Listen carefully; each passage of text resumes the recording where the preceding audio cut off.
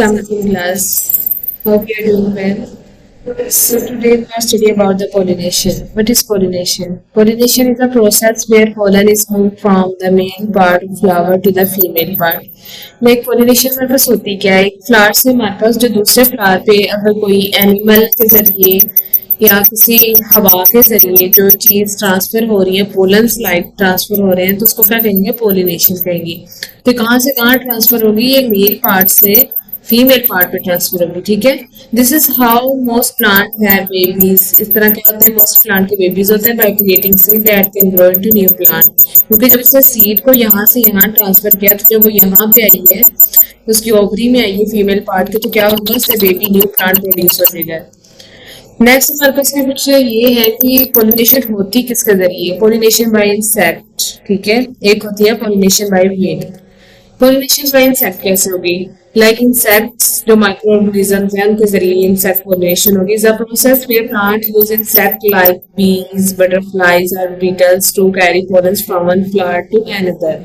इसमें क्या होता है कि जो बीज हैं, ये देखिए जैसे पिक्चर में शो करवाया गया हुआ है, या बटरफ्लाइज है, वो क्या करती हैं? पोलन्स लेके एक साथ पे वो बैठी है। ठीक है, देन वो वहां से पोलन लिया, उनके वो विंग्स के साथ अटैच हो गया या उनके किसी भी पार्ट्स के साथ अटैच होके वो क्या होगा? जब वो एक प्लांट से दूसरे प्लांट पे मूव करेंगे तो वो पोलन क्या होगा? वो दूसरे प्लांट पे ट्रांसफर हो जाएगा। तो इस पोलिनेशन को कहते हैं पोलिनेशन बाय इंसेक्ट। नेक्स्ट हमारे पास क्या है? Pollination by wind. विंड से कैसे पोलिनेशन होगी? हवा, जब तेज हवा चलती है उससे।